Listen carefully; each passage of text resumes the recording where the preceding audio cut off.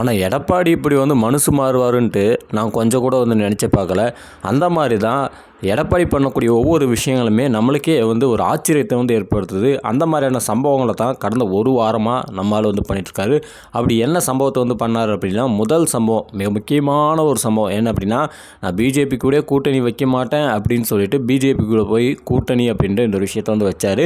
அதே மாதிரி என்ன அப்படின்னா, இப்போ பிஜேபி கூட கூட்டணி வைக்கிறாரு அப்படின்னா, அந்த பிஜேபி கூட்டணியில் யார் யார் இருக்காங்க அப்படின்னா, பிஎம்கே இருக்குது. அதே மாதிரி அவருக்கு விருப்பமே இல்லாத 2 கட்சிகள் உள்ளே இருக்குது. ஒன்று தினகரனுடைய கட்சி, இன்னொன்று பார்த்தீங்கன்னா ஓபிஎஸ் உடைய கட்சி அப்படின்னு சொல்லிட்டு இவங்க கட்சியெலாம் உள்ளே இருக்கிறனால, அந்த விருப்பமே இல்லாத கட்சிகள் இருக்கிறனால இவர் கூட்டணி வைக்க மாட்டார்னு நினச்சார். பட் அவர் கூட்டணி வச்சுட்டாரு.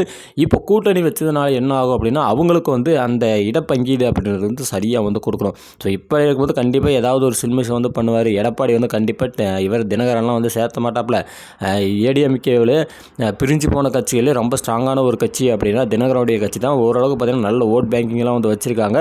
ஸோ அப்படி இருக்கும்போது கண்டிப்பாக அவங்க கூடலாம் கூட்டணிலாம் போட மாட்டார். ஏதாவது ஒரு சேட்டை பண்ணுவார் எடப்பாடி அப்படின்னு சொல்லிட்டு தான் நான் நினச்சேன். ஆனால் எடப்பாடி இப்படி பண்ணுவாருன்னு சொல்லிட்டு நான் நினச்சி கூட பார்க்கல.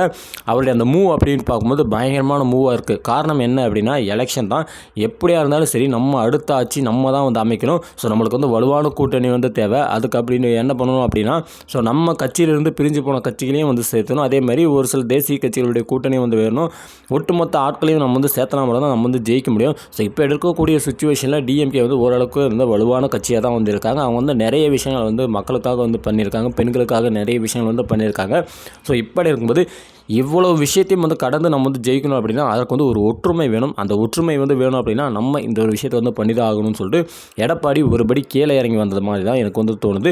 ஸோ அவர் இறங்கி வந்தவர் என்ன பண்ணியிருக்காரு அப்படின்னா, தினகரன் கூட காம்ப்ரமைஸ் ஆகி போகிறதுக்காக ஒரு சில விஷயங்கள் பண்ணியிருக்காரு. என்ன அப்படின்னா, இந்த மாதிரி இவர் கூட எடப்பாடி கூட இருந்து பிரிஞ்சு போனார்ல, தினகரன் பிரிஞ்சு போனாங்களா. ஸோ அப்படி பிரிஞ்சு போகும்போது அந்த இடத்துல நம்ம தினகரன் என்ன பண்ணார் அப்படின்னா, இரட்டை இலை சின்னம் அதேமாதிரி காரில் ஏடிஎம்கே கொடி அப்படின்ற இந்த விஷயங்கள்லாம் பயன்படுத்திட்டு இருந்தார்.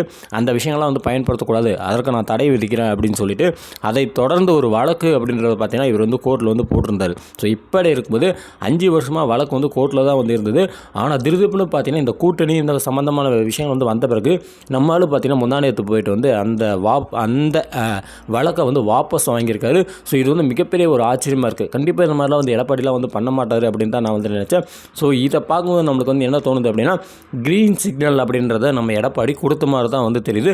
அதே மாதிரி நம்ம டிடிவி தினகரன்கிட்டே ப்ரெஸ்ஸில் கேட்குறாங்க, ஏப்பா இந்த மாதிரி எடப்பாடி இருக்கிறாரு, உங்கள் 2 பேருக்கு செட் ஆகாது அப்படின்னு சொல்லும்போது, நாங்கள் தேசிய கூட்டணியில் இருக்கோம். ஸோ எங்களுக்கு தேவை என்ன அப்படின்னா வெற்றி. நாங்கள் எல்லோரும் ஒன்றாக இணைஞ்சு பண்ணோம்னா தான் நாங்கள் ஜெயிக்க முடியும். அதனால் நாங்கள் தேசிய கூட்டணியாக இருந்து எல்லோரும் ஒன்று இணைந்து நாங்கள் இந்த ஒரு விஷயத்தை பண்ண போகிறோம். அதுக்கு நீங்கள் அந்த கட்சியில் போய் சேர போகிறீங்களா அப்படின்னா, நான் சேரன்னு சொல்லவே இல்லை. நாங்கள் என்ன சொன்னோம் அப்படின்னா, ஒன்றாக இணைந்து ஒரே கூட்டணியாக இருந்து தான் பண்ணுவோன்னு சொன்னமே தவிர நான் சேர்றேன் அப்படின்னு சொல்லிட்டு எந்த ஒரு இடத்துலையும் சொல்லலை. அதாவது அவரோட கட்சி கூடலாம் சேராது. நான் அந்த கட்சியை கழிச்சிட்டு போயிட்டு சேருது. சரத்குமார் பண்ணார்ல, எனக்கு அந்த கட்சியே வேணாண்டா, நான் அதெல்லாம் சேரண்டா அப்படின்னு சொல்லிட்டு நேராக போயிட்டு பிஜேபியில் சேர்ந்தார்ல, அந்த மாதிரி கட்சியை தூக்கி போட்டு இவர் போகிற மாதிரி இருந்து சொல்ல, நாங்கள் கூட்டணியாக இருந்து நாங்கள் ஜெயிப்போம் அப்படின்னு சொல்லிட்டு அருமையான ஒரு விளக்கத்தை பார்த்தீங்கன்னா நம்ம டிடிவி தினகரன் அவர்களுக்கு கொடுத்த அந்த விஷயத்தை நம்மளால் பார்க்க முடியுது.